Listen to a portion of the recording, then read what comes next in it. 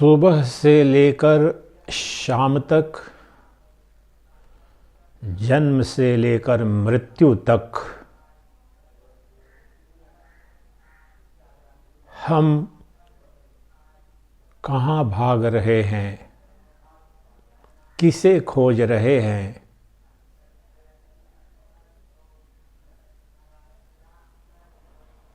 जब तक हमारे जीवन में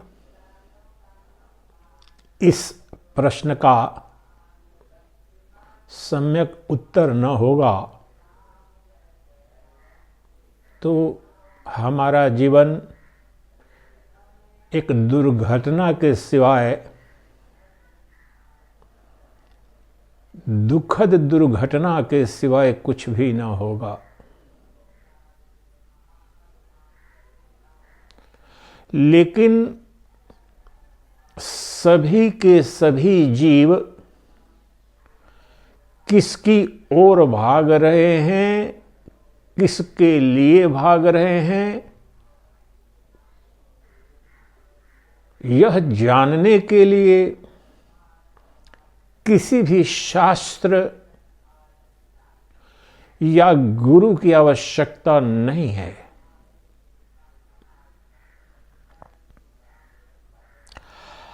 आप किसी भी जीव को जानते हैं जो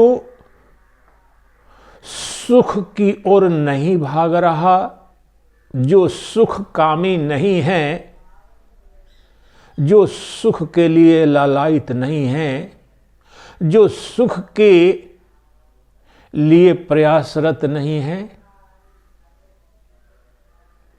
आप किसी भी जीव को जानते हैं जो दुख के लिए कर्म कर रहा हो, जो दुख के लिए ललायित हो, जो दुख के लिए भाग रहा हो, जो दुख की ओर भाग रहा हो। असंभव। अगर हम दृष्टिपात करें अपने जीवन पर और अपने आसपास सभी प्राणियों की मूलभूत जो इच्छा है, जो नित्य प्रति क्षण और प्रति गतिविधि को संचालित करने वाली जो ऊर्जा है, वह है सुख की कामना और दुख की निवृत्ति। इसका अपवाद आपको किसी भी काल में, किसी भी परिस्थिति में मिल नहीं सकता है। It's impossible to find a single sentient being, let alone humans, who is not running after love and bliss, and who is running for sorrow, suffering. Never you can find a single living being who is running after pain or suffering. No one wants pain or suffering. Each one of us is always hankering after love, bliss and beauty.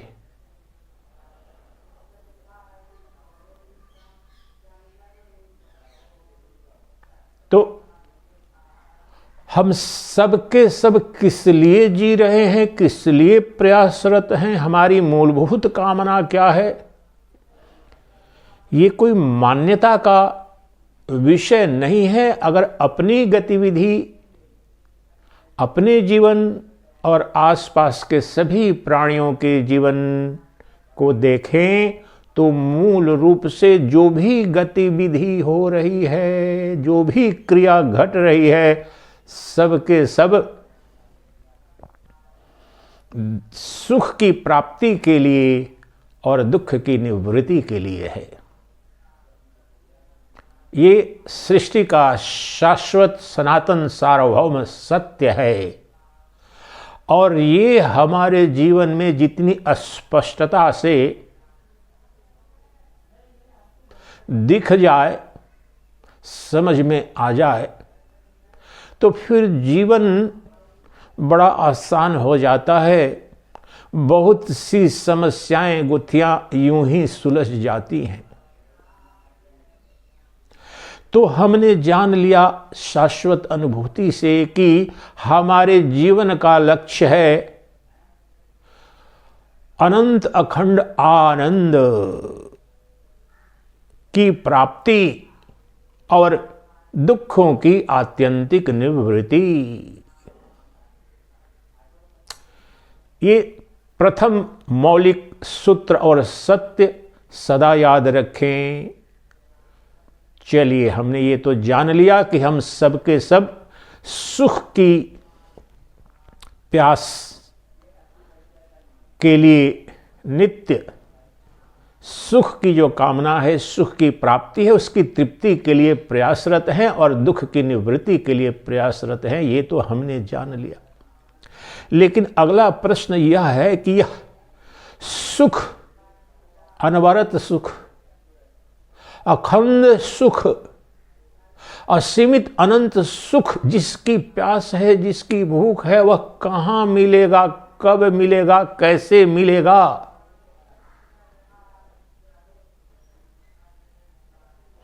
अनादिकाल से विश्व की सभी संस्कृतियों में, सभी धर्मों में, सभी दर्शनों में, सभी आध्यात्मिक पद्धतियों में इसी मूलभूत इच्छा, कामना की तृप्ति के विज्ञान और विद्या, देश काल परिस्थिति अनुरूप समझने समझाने का प्रयास होता रहा है अनादिकाल से।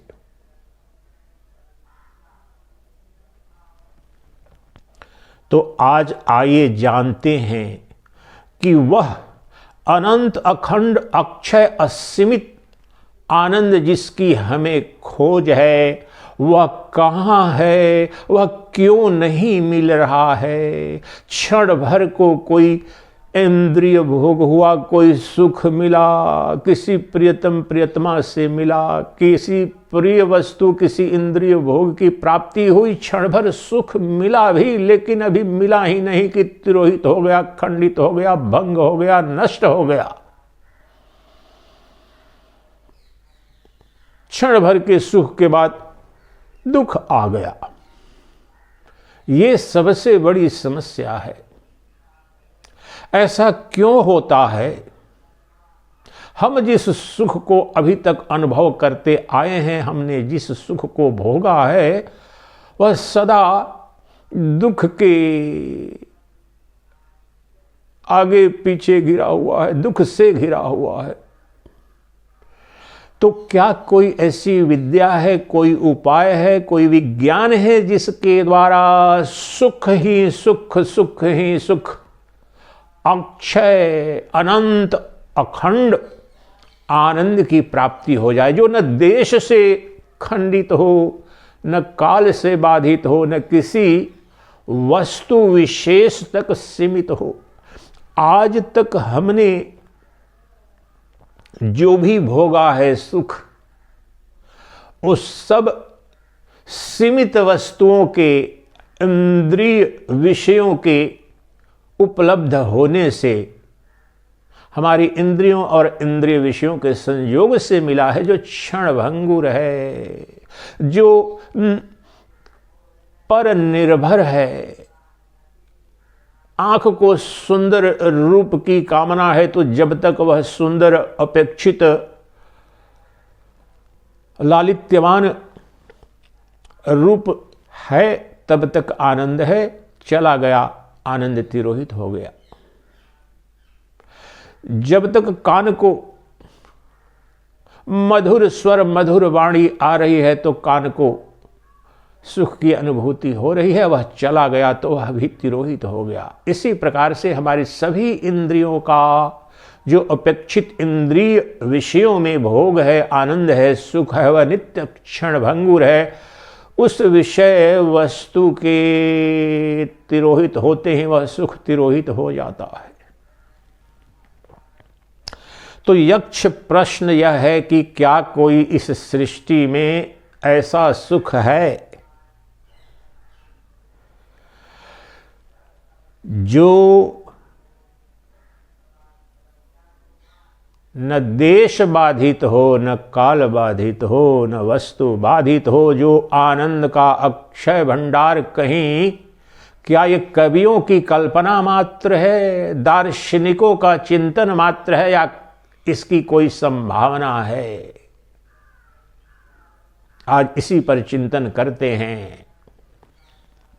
अद्वैत वेदांत का उद्घोष है कि यह उपलब्ध है, नित्य उपलब्ध है, वास्तव में उपलब्ध करना नहीं है, कोई श्रम नहीं करना है, कोई प्रयास नहीं, कोई प्रयत्न नहीं, कोई तप नहीं, कोई जप नहीं, कोई योग नहीं करना है तुम्हें।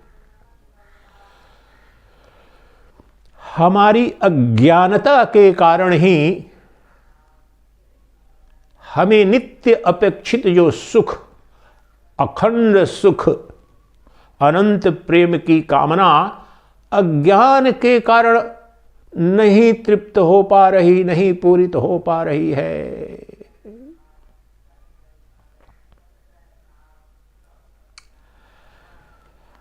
और वह अज्ञान किसी अन्य वस्तु का नहीं है।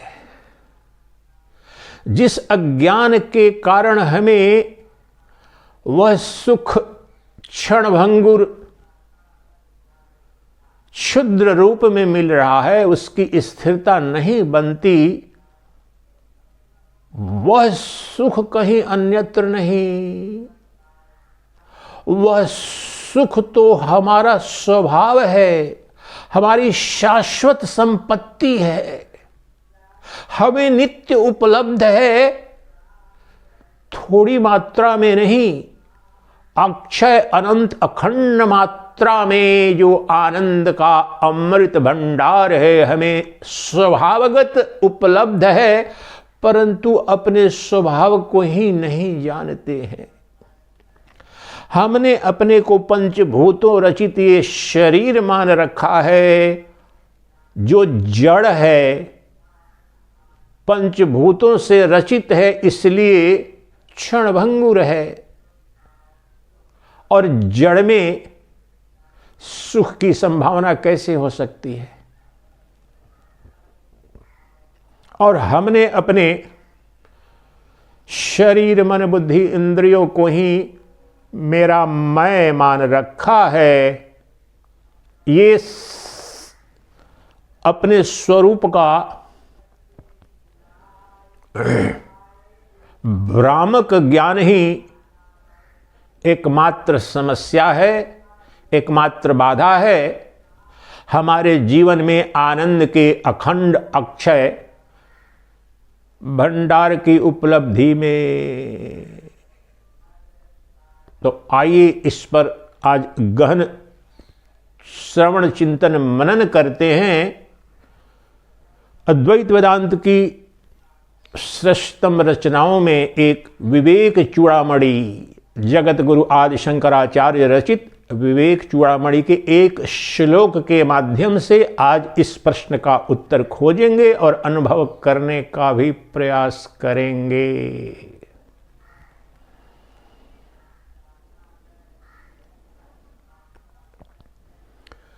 विवेक चूड़ामणि का एक श्लोक ले रहे हैं, इसको बड़ी अस्पष्टता से हमारे समक्ष जगत गुरु रखते हैं। श्लोक संख्या 496, verse 496 of Viveka Chudamani, composed by Jagat Guru आदि शंकराचार्य।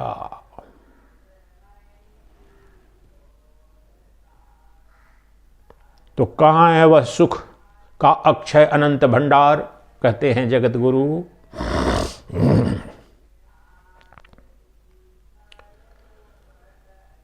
मयि अखंड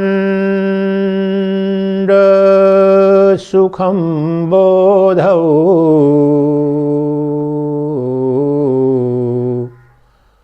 बहुधा विश्ववीचयः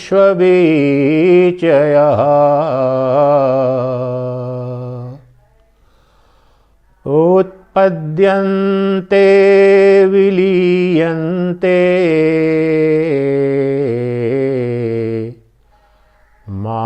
माया मारुत विभ्रमात्,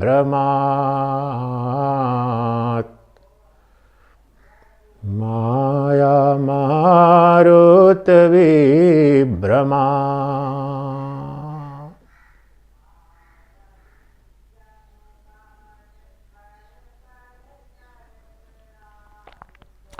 मैं ही आनंद का अनंत अखंड अक्षय भंडार हूं, महासागर हूं।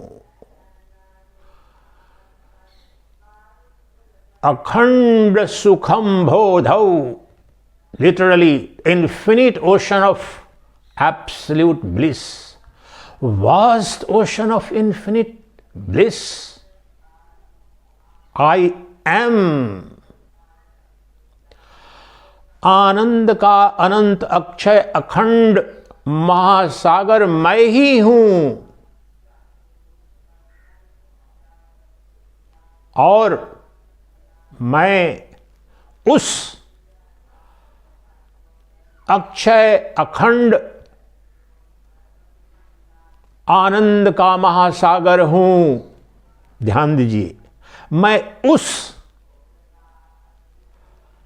अखंड अनंत अक्षय आनंद का महासागर हूं, जिसमें ये विश्वरूपी अनंत विश्वरूपी तरंगे उठती हैं, थोड़ी देर के लिए उठती हैं, अर्थात उत्पन्न होती हैं और उसी में विलीन हो जाती हैं। उत्पद्यन्ते विलीयन्ते माया मारुत विभ्रमात्।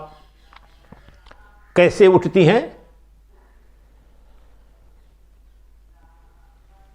जैसे महासागर में वायु के प्रभाव से तरंगें उठती हैं और महासागर से ही उठती हैं, और महासागर में ही वह जब वायु का वेग शांत होता है तो विलीन हो जाती हैं। वायु वेग का खेल है महासागर पर तरंगों का उत्पन्न होना और विलीन होना। तो यहां पर कौन सा हमारे जीवन में वायु वेग है? माया मारुत विभ्रमात्। माया रूपी वायु, मारुत अर्थात वायु, माया रूपी वायु का खेल है। ये अनंत ब्रह्मांड, ये विश्व जो नाम रूपात्मक जगत दिख रहा है, वह मुझ अनंत अखंड आनंद महासागर में ही उत्पन्न हो रहा है और विलीन हो रहा है।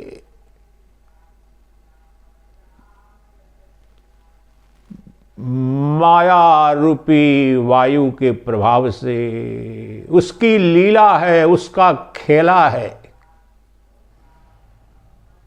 समझे, बार बार समझे स्वरूप को।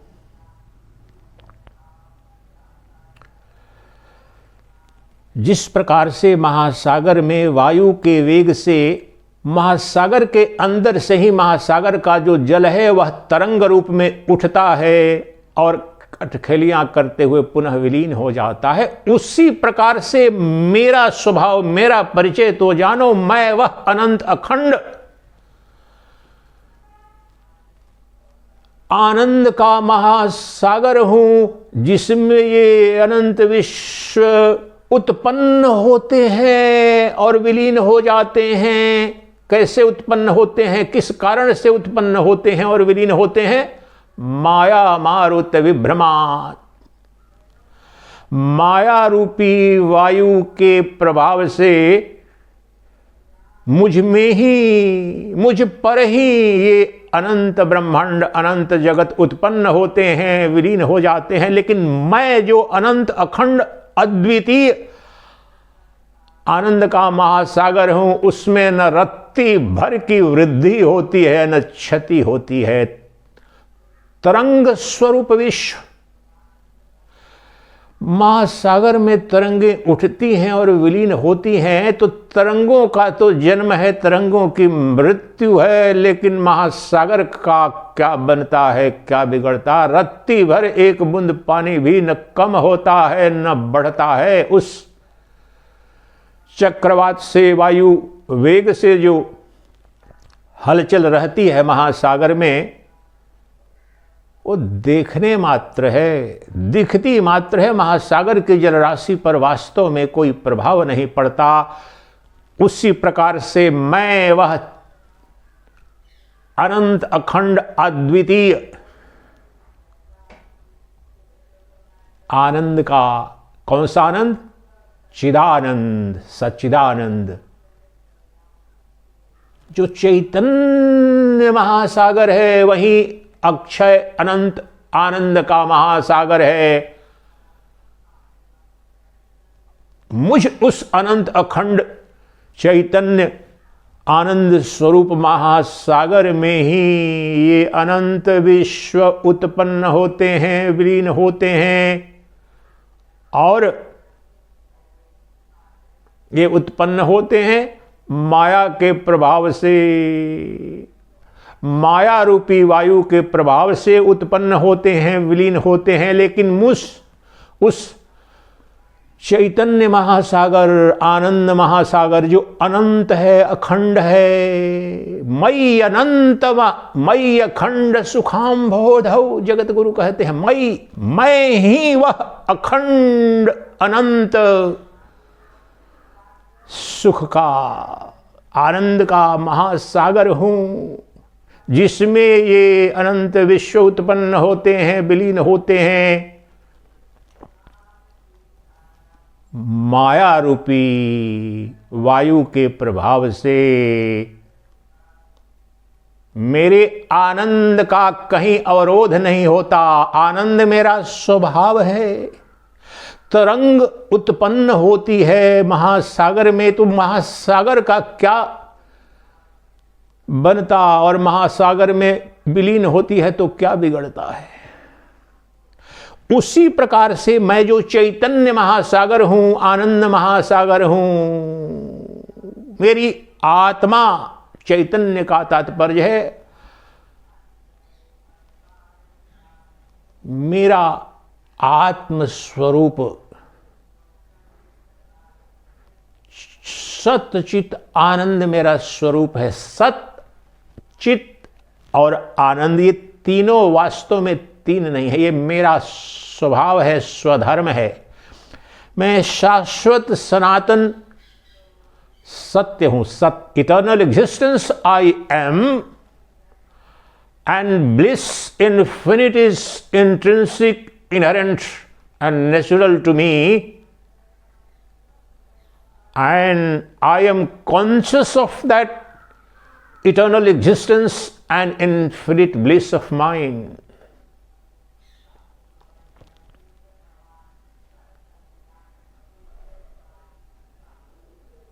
मैं चैतन्य का, मैं ही उस सतचित आनंद स्वरूप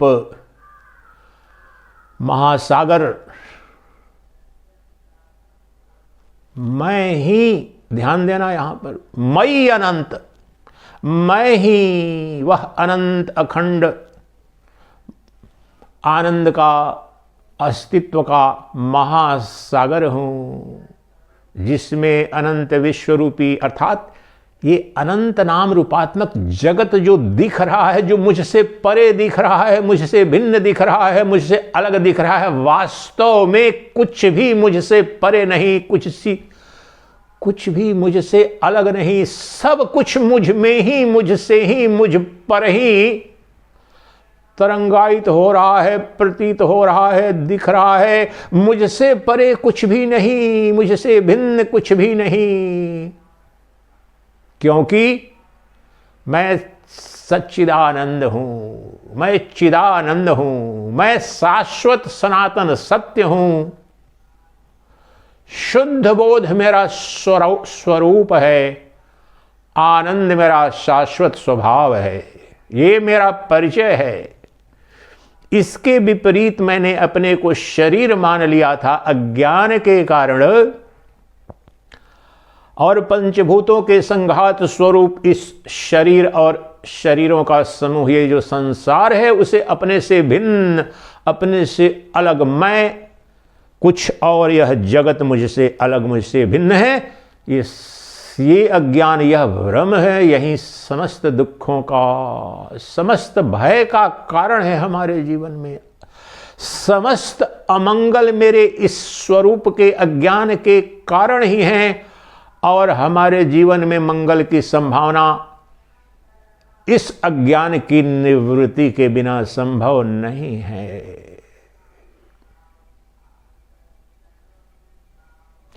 सुख कहीं भी बाहर में है नहीं, क्योंकि बाहर नाम की सत्ता तो ये अज्ञान जनित जो विश्व है, ये नाम रूपात्मक जगत है, इसमें अंदर बाहर है, मुझ में अंदर बाहर कुछ भी नहीं। There is nothing like internal and external. In my true nature I am dimensionless reality. I am dimensionless pure consciousness, eternal existence and blissfulness, not infinite measure. Infinite bliss is intrinsic to me because I am verily the ocean of infinite, eternal, indivisible bliss.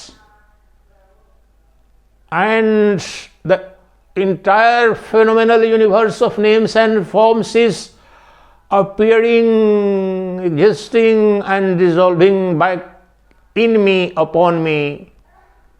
Nothing is happening outside me. Nothing exists separate from me. There is nothing in the universe or beyond which is separate from me. I alone am the source, substance, substratum and support of entire world of names and forms. The entire phenomenal universe that we perceive, we experience, is happening within myself. Me and an external, separate, different world outside me is created by the illusion of the reality. That is what Adi Shankaracharya says. माया मारुत विभ्रमात्। माया के प्रभाव से, माया के कारण ऐसा लग रहा है कि मैं अलग हूं और ये मुझसे भिन्न, ये अनंत वस्तुएं हैं, ब्रह्मांड है, जगत है। ये अज्ञान के कारण, माया अर्थात अज्ञान, भ्रम। This is the play of the maya. जिस प्रकार से टेलीविजन के स्क्रीन पर, सिनेमा थिएटर पर देखते हैं, युद्ध चल रहा है, वहां पर बम विस्फोट हो रहा है, प्रेम हो रहा है, बरसात हो रही है। बरसात होती है तो सिल्वर स्क्रीन का भीग जाता है, जब ज्वालामुखी फूटती है या आग लगती है तो क्या जल जाता है वह स्क्रीन? कुछ भी नहीं, भ्रमात्मक है, भ्रम है माया का, दिखता मात्र है। टेलीविजन स्क्रीन पर या सिनेमा थिएटर के स्क्रीन पर जो कुछ भी दिख रहा है, वास्तव में वहां एक ही सदवस्तु है। That is the screen, the silver screen और the television screen. That is the source, substance and substratum. Through the play of the technology, lots of plays are appearing, images are appearing, actions are appearing without being actually in existence. Even so, in our lives, in our experience, anything and everything that appears as separate from me, outside me, different from me, is essentially happening within me, through me, upon me, if I come to know my essential nature, my true nature, that is of the nature of pure consciousness. आत्मबुद्धि, आत्मदृष्टि से, अर्थात जब मैंने जान लिया कि मैं शरीर नहीं शरीरी हूं, I am not this body but pure consciousness, the self, the Atman is my essential reality.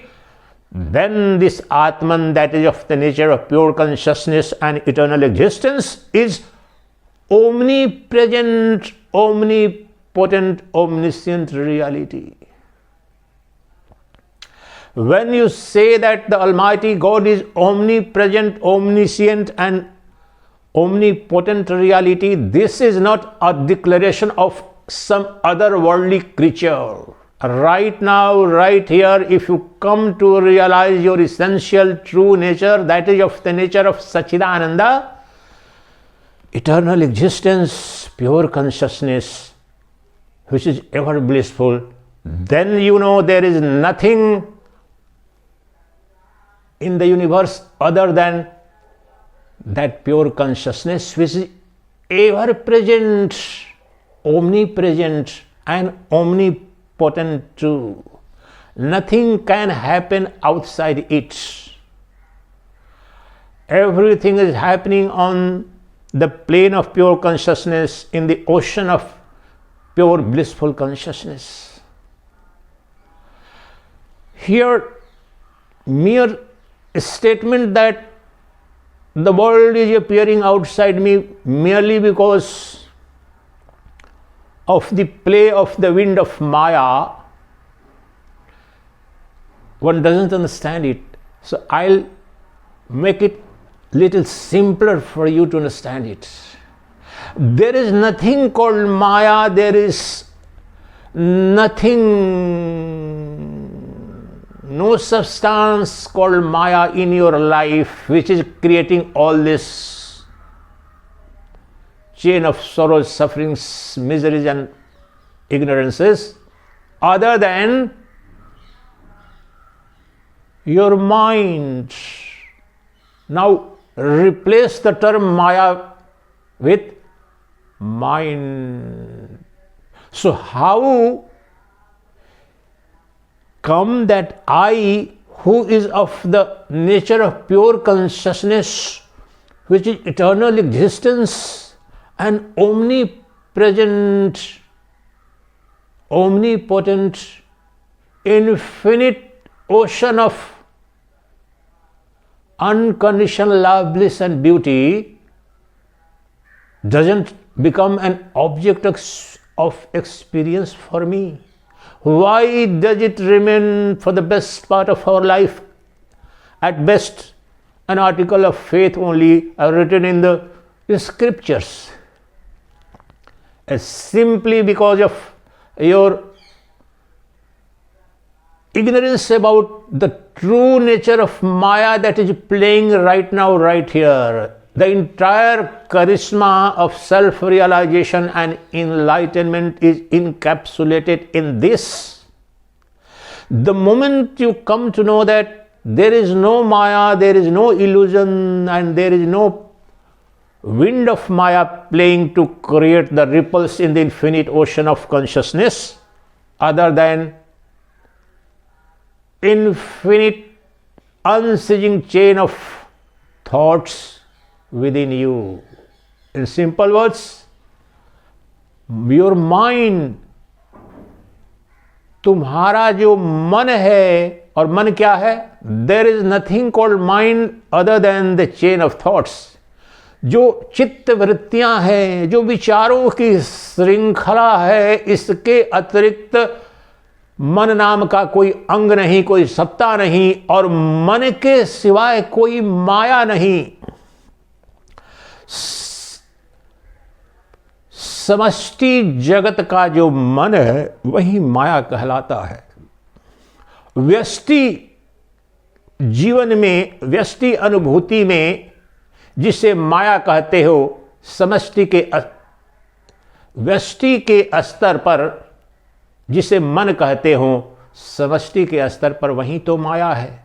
और जो समष्टि के स्तर पर माया है वही व्यष्टि के स्तर पर मन के रूप में अभी कार्यरत है। तो हमारे जीवन में ये सारे दुख हैं जो हमें अक्षय अखंड आनंद की अनुभूति नहीं होने देते। मृत्यु से, भय से, अभाव से, दुख से त्रस्त हैं। क्यों? क्योंकि हमने अपने स्वरूप को ही नहीं जाना। क्यों नहीं जाना? क्यों नहीं जान पा रहे हैं?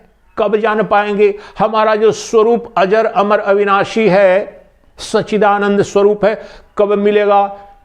सब जन्मों के बाद मिलेगा। इस जीवन की मृत्यु के पश्चात या कुछ करोड़ों वर्षों की तपस्या के पश्चात उस सच्चिदानंद घन ब्रह्म का दर्शन होगा? नहीं, वह तो सदा सर्वदा उपलब्ध है, यहीं उपलब्ध है। कहीं जंगल में, वन में नहीं जाना, कहीं कुछ भी त्याग नहीं करना। त्याग अगर करना है तो अपने भ्रम का, अपने अज्ञान का तिरोहण करो। वह ब्रह्म तो जो ब्रह्मानंद है, जिसके संदर्भ में आदि शंकर कह रहे हैं इस सूत्र में, विवेक चूड़ामणि के जिस सूत्र की व्याख्या कर रहा हूं, मय्य अखंड सुखम बोधौ, मैं ही वह अखंड आनंद का महासागर हूं। तो अखंड महासागर मैं हूं, दिख तो नहीं रहा है। मैं तो दुख ही दुख भोगते आया हूं। आप सोचोगे ये क्या कपोल कल्पना है, कवि की कल्पना है? नहीं, बाधा बस इतनी है जो कहा, माया मारुत विभ्रमात्। ये अनंत ब्रह्मांड मुझ में उत्पन्न हो रहा है, मुझ में ही विलीन हो रहा है। कैसे, किसके प्रभाव से ये अनंत जगत उत्पन्न हो रहा है, विलीन हो रहा है मुझ अनंत अखंड चैतन्य में? ये मेरे मन के, मेरे विचारों के, चित्त की वृत्तियों का खेल है। वास्तव में न कोई मुझसे अतिरिक्त, मुझसे परे, मुझसे बाहर न कोई ब्रह्म है, न ब्रह्मांड है, न जीव है, न जगत है। ये ध्यान से सुने, बार बार उद्घोष है, ऊर्ध्वबाहु उद्घोष है। मुझसे परे, मुझसे बाहर, मुझसे भिन्न, मुझसे अतिरिक्त न कोई जीव है, न कोई जगत है, न कोई ब्रह्म है, न ब्रह्मांड है। मैं ही सर्वस्व हूं, मैं ही सर्वत्र हूं, मैं ही सर्वदा हूं। मैं ही सर्वरूप प्रतीत हो रहा हूं, अपने से बाहर भी। मैं ही सूर्य हूं, मैं ही चंद्र हूं, मैं ही आकाश गंगा हूं, तारे सितारे। मैं ही पहाड़ हूं, पर्वत हूं, नदी हूं, महासागर हूं। मुझसे भिन्न कुछ भी नहीं। मैं ही वह अनंत चैतन्य महासागर हूं, अखंड सुख का महासागर हूं, जिसमें ये नाम रूपात्मक जगत और अनंत जगत रूपी तरंगे उत्पन्न हो रही हैं, विलीन हो रही हैं, माया रूपी वायु के प्रभाव से। और माया का अर्थ क्या बताया? मन के वेग से। मन रूपी वायु को शांत कर दो। अब प्रोग्नोसिस, डायग्नोसिस हो गया, प्रोग्नोसिस उपचार। अभी यही कैसे मैं अपने अक्षय अनंत अखंड अजर अमर अविनाशी सर्वव्यापी स्वरूप को कैसे जानूंगा, कैसे दिखेगा? अभी साक्षात अपरोक्षानुभूति चाहिए महाराज। इसलिए हमें विश्वास से काम नहीं चलेगा। आप वह विधि बताओ कि हमारे लिए वह साक्षात अपरोक्ष अनुभूति में वह जो अजर अमर अविनाशी तत्व है, मैं नित्य शरीर धर्मा मान करके मर जाऊंगा, रोगग्रस्त हो जाऊंगा, दुखी सुखी हो रहा हूं, उससे मुक्ति यही चाहिए। और वह मुक्ति तो तब मिलेगी जब साक्षात अपरोक्ष रूप से मुझे अपने ब्रह्म स्वरूप का, चैतन्य स्वरूप का, आनंद स्वरूप का तात्पर्य है ब्रह्म स्वरूप, अनंत अखंड चैतन्य का महासागर हूं, आनंद का महासागर हूं, अर्थात मैं ही ब्रह्म हूं। कैसे बोध होगा उस ब्रह्म का? कैसे दिखेगा? कैसे अनुभूति होगी? अभी होगी, यही होगी। वह जो माया का खेल चल रहा है, आप कोई प्रश्न करे, कोई वेदांत में कहानी बताते हैं, एक पिता अपने पुत्र के साथ गया, सिनेमा घर गया। सिनेमा देखने के लिए बच्चे को लेकर पिता गया और सिनेमा घर में गया तो गया थोड़ा लेट से, तो वहाँ सिनेमा प्रारंभ हो गया था, फिल्म चल रही थी। तो बच्चा बार बार पूछे, पिता ने बोला था कि चलो तुम्हें सिनेमा घर में ले चला हूँ, पर्दे पर दिखता है। बच्चा देख रहा है, वहाँ प्रारंभ हो गया है, कभी नायक नायिका के बीच प्रणय चल रहा है, प्रेम चल रहा है, नृत्य चल रहा है, कभी युद्ध चल रहा है, कभी भिन्न भिन्न प्रकार के दृश्य आ रहे हैं, जा रहे हैं। बच्चा बहुत परेशान हुआ, बोला वह पर्दा कहाँ है, पर्दा कहाँ है। पिता ने कहा पर्दा यही है, देख रहे हो तुम पर्दे को। अरे पिताश्री पर्दा कहाँ है, मुझे तो घोड़े दिख रहे हैं, हाथी दिख रहे हैं, नर दिख रहे, नारी दिख रहे, सुंदरी दिख रही, बाग बगीचे पर्वत पहाड़ दिख रहे हैं, मुझे पर्दा तो कहीं दिख नहीं रहा है। यह जिद चलती रही बच्चे की और बीच में इंटरवल हो गया और रुक गया। और तब जब रुक गया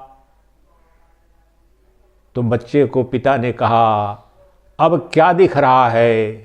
तो बच्चे ने कहा अब तो कुछ भी नहीं दिख रहा है, अब तो सामने में ये पर्दा जैसा दिख रहा है। पिता ने कहा बिल्कुल ठीक समझा तुमने।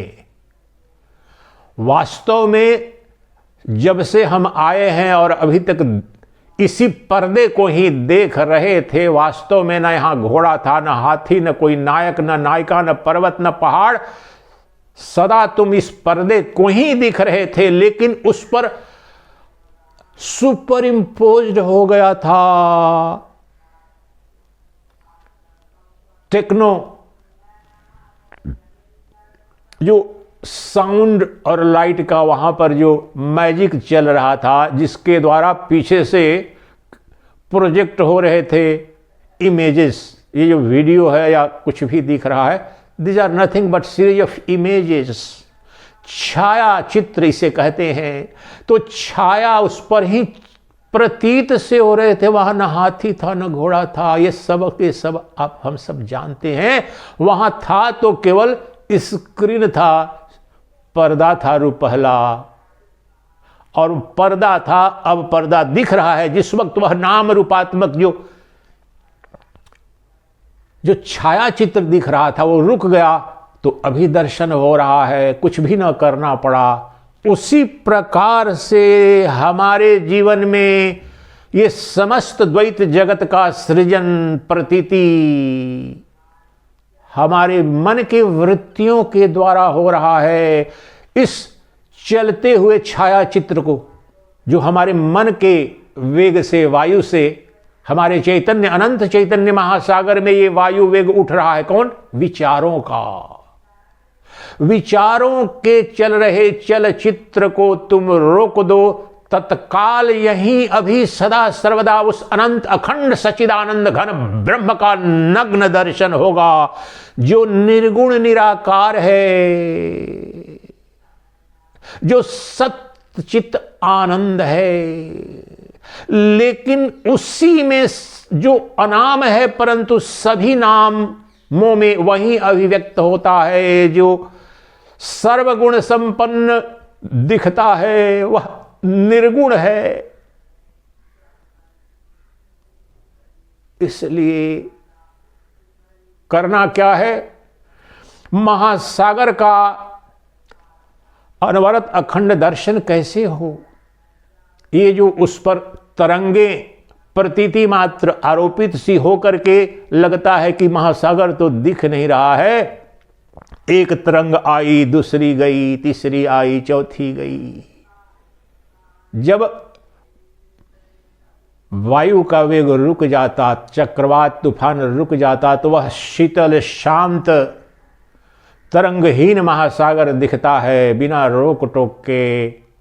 उसी प्रकार से जो चित्त रूप, चिंतन रूप, विचार रूप, जो मन रूप जो वायु है, उससे निष्क्रिय कर दो, तो अभी अंदर में, बाहर में, ऊपर में, नीचे में जो एक अद्वितीय चैतन्य ब्रह्म है और ब्रह्म चैतन्य है, ध्यान से शब्द सुनो, जो एक अद्वितीय निर्गुण निराकार वेदांत वेद्य सच्चिदानंद घन ब्रह्म है, वो अभी यहीं सदा सर्वदा उपलब्ध है, उसके सिवाय कुछ भी नहीं है। अनुभूति में आने में जो बाधा है वह तुम्हारे मन और विचारों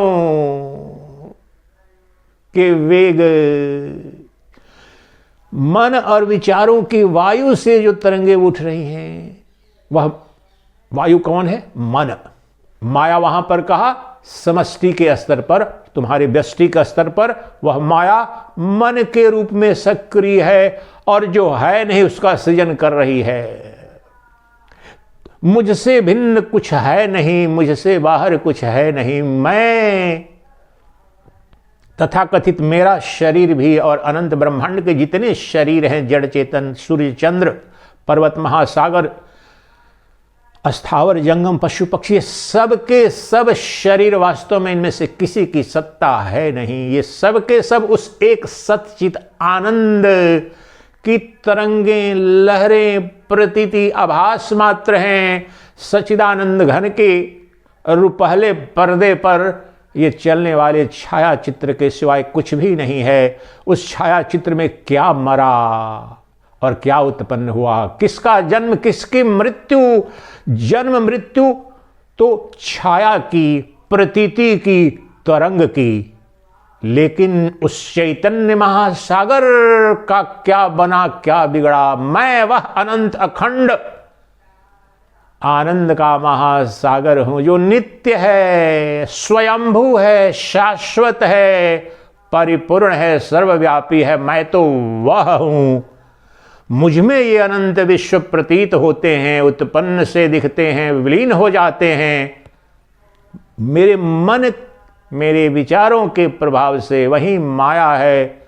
जिस क्षण मैंने अपनी इंद्रियों को संग्रहित कर लिया, मन को शांत कर लिया, तो प्रशांति की अनुभूति जो होती है, जिस क्षण मेरा मन शांत हुआ तो वह प्रशांति की अवस्था में साक्षात अपरोक्ष ब्रह्म का अभी और यहीं दर्शन होगा ही, होता ही है। नहीं का कोई प्रश्न नहीं, हमने प्रयास किया नहीं। और उस प्रशांत मन और प्रशांत चित्त की अवस्था, अर्थात चित्त की वृत्तियां निरुद्ध हो गई, विचार शांत हो गए, तो विचार शांत होने का तात्पर्य है मन अपने स्रोत में विलीन हो गया, विचार अपने मूल में, अपने स्रोत में विलीन हो गए। और स्रोत क्या है? वह स्रोत और कोई नहीं, वह तो मैं हूं। और मैं क्या हूं? मैं शुद्ध बोध स्वरूप हूं, मैं चिदानंद हूं, मैं अखंड बोध हूं। और जब और जिस क्षण मैंने अपने मन को शांत कर दिया, चित्त की वृत्तियां शांत हो गई, तो ये समस्त जगत जो मुझसे भिन्न, मुझसे बाहर, मुझसे अलग इतर दिख रहा था, वह विलीन हो गया। तो समस्त दृश्यमान जगत को मैंने अपने दृष्टा में विलीन कर दिया। जो बच गया वह एक अद्वितीय शाश्वत चैतन्य, जो अद्वितीय दृष्टा है, अखंड दृष्टा है। वह अखंड दृष्टा कोई और नहीं, वह मैं हूं। और उस अखंड दृष्टा में, उस निर्मल चैतन्य ब्रह्म में दुख की कणिका तो दिखाओ, सूर्य में जरा अंधेरा तो दिखाओ, महासागर में रेगिस्तान तो दिखाओ, असंभव आकाश में पर्वत तो दिखाओ। ये सब के सब संभव है, परंतु सच्चिदानंद घन ब्रह्म में दुख की कहीं कभी कोई संभावना नहीं है। तुम वह सच्चिदानंद घन ब्रह्म हो, तुम वह अनंत अद्वितीय अखंड चैतन्य ब्रह्म हो, सुख के मयि अनंत मयि अखंड सुखम बोधौ। इसलिए तुम सुख की कणिका मात्र के लिए भाग रहे हो। एक प्रिय से एक प्रियतम, सुस्वादु भोजन, सुंदर स्पर्श, कोमल, ये पंचेंद्रियों के पंच विषयों के लिए युग युग से तड़प रहे हो, तरस रहे हो, इस अज्ञान के कारण कि तुमसे परे कुछ भी नहीं। भोक्ता च भोग्यम स्वयमेव सर्वम, अन्यत्र कहते हैं जगत गुरु इसी विवेक चूड़ामणि में, भोक्ता च भोग्यम स्वयमेव सर्वम, भोक्ता च भोग्यम स्वयमेव सर्वम। मैं ही भोक्ता हूं और मैं ही भोग्य हूं। ध्यान दीजिए इसको। जब स्वप्न देखता हूं मैं, तो वहां कोई प्रेसी अगर दिख रही है, या कोई बाघ दिख रहा है जिससे भाग रहा हूं, और कोई प्रियतमा दिख रही है जिसके पीछे भाग रहा हूं, जिसके लिए ललायित हूं, वास्तव में वहां पर मुझसे परे कोई प्रियतमा थी, या कोई बाघ, या कोई दुश्मन वहां पर जो दिखता है स्वप्न में, मुझसे परे वहां कुछ भी था क्या? अज्ञान के कारण, भ्रम के कारण स्वप्न में दिख रहा था, मन ने उसे प्रक्षेपित कर दिया था मुझसे परे, जिससे भयभीत हो गया था। प्रतिदिन हम सब स्वप्न देखते हैं, ऐसे दुःस्वप्न दिखते हैं, डरने लगते हैं, डूब रहे हैं, बाघ पीछा कर रहा है, सर्प काट लिया है, कोई दुश्मन मेरा पीछा कर रहा है, या मैं किसी प्रियतमा, किसी सुंदर वस्तु का, किसी सुंदर दृश्य का, अति रमणीय दृश्य का दर्शन कर रहा हूं। वास्तव में अति रमणीय स्वर्गीय जो दृश्य है वह भी मेरे मन में ही, वह बाघ भी मुझे मैं ही, वह प्रियतमा भी मैं ही, वह पिशाच भी मैं ही, जो मैं स्वप्न में देख रहा था। उसी प्रकार से मुझसे भिन्न, मुझसे बाहर जो भी सुख का कारण दिख रहा है या दुख का कारण, ये दोनों के दोनों भ्रमात्मक हैं। मन रूपी माया और मन रूपी वायु के विकार से ये उत्पन्न हो रहे हैं। मुझसे परे न कोई जीव है, मुझसे अलग न कोई जगत है, मुझसे अतिरिक्त न कोई ब्रह्म है, न ब्रह्मांड है। अगर मैं ब्रह्म नहीं तो ब्रह्म एक कल्पना मात्र है। अगर तुम सच्चिदानंद घन ब्रह्म नहीं तो सच्चिदानंद एक शब्द मात्र है। यही अभी अपने स्वरूप को जानकर तुम उस परम तृप्ति को उपलब्ध हो जाओ जिसकी युगों युगों से तुम्हें खोज है। किसकी खोज है? परमानंद की, आनंद के अक्षय भंडार की, प्रेम के उस महासागर की खोज है। नित्य प्रति सब के सब प्रेम के सिवाय क्या खोज रहे हैं? आनंद के अतिरिक्त हमने किसके लिए प्रयास किया है? अभी देखो। और जब अज्ञान की निवृत्ति होती है तो पता चलता है कि क्षुद्र के लिए प्रयास कर रहे थे, मिला भी क्षुद्र ही, मिला ही नहीं तब तक तिरोहित हो गया। मैं तो एक बूंद के लिए इतना जीवन में भागता रहा, और मैं तो बूंद नहीं, मैं आनंद का अनंत महासागर हूं, जिस प्रेम की एक बूंद के लिए बाहर तड़प रहा था, भीख मांग रहा था। मैंने जब अंदर झांका, अपने में देखा तो पता चला मैं ही प्रेम का, आनंद का, सौंदर्य का अनंत महासागर हूं, अक्षय भंडार हूं, थोड़ी मात्रा में नहीं, और स्वयंभू अस्तित्व हूं। मुझे न कोई देश बाधित कर सकता, न कोई काल खंडित कर सकता, न कोई वस्तु तक मैं सीमित हूं। मुझसे परे न कोई ब्रह्म है, न कोई ब्रह्मांड है, न कोई जीव है, न जगत है। और मैं सदा आनंद मूर्ति हूं, प्रेम मूर्ति हूं, सौंदर्य मूर्ति हूं। मुझ में तो आनंद ही आनंद है। मैं जिसे बाहर में खोज रहा था मिला कभी भी नहीं। जब अंदर झांका तो सदा अनंत अक्षय भंडार जो आनंद का है वह सदा उपलब्ध है, किसी प्रयास से नहीं, प्रयत्न से नहीं। जो सच्चिदानंद घन और जो प्रेम का अनंत महासागर है वह श्रम साध्य नहीं है, वह स्वभाव सिद्ध है। ध्यान दो इस शब्द पर। जिस प्रियतमा की तुम्हें खोज है, जिस प्रेमानंद की तुम्हें खोज है, वह श्रम साध्य नहीं। युग युग तक तुम प्रयास प्रयत्न तपस्या करते रहोगे उससे जो उपलब्धि होगी वो क्षुद्र होगा, लेकिन अपने स्वभाव को जान करके जो उपलब्ध होगा वह स्वभाव सिद्ध ही एकमात्र अनंत अक्षय अखंड आनंद का भंडार है। इसलिए तुम्हारे अंदर आनंद स्वभाव सिद्ध है, तुम्हारा शाश्वत अस्तित्व स्वभाव सिद्ध है। तुम एक अद्वितीय सच्चिदानंद घन स्वरूप को जानकर अभी और यहीं उस परम तृप्ति को प्राप्त हो जाओ, जहां न कुछ पाने को शेष रहता, न कुछ जानने को शेष रहता। उस एक को जान लेने से सर्वस्व प्राप्त हो जाता है, उस एक को प्राप्त हो जाने से सर्वस्व प्राप्त हो जाता है, कृतकृत्य हो जाता है जीवन।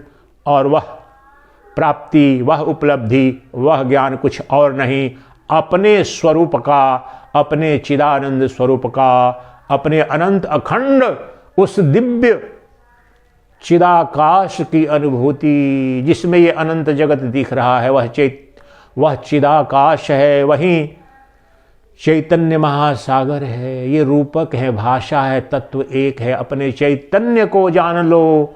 तुम्हारे चैतन्य, अब अज्ञान के कारण तुम्हारा चैतन्य, मेरा चैतन्य, चैतन्य तो न तुम्हारा है न मेरा है।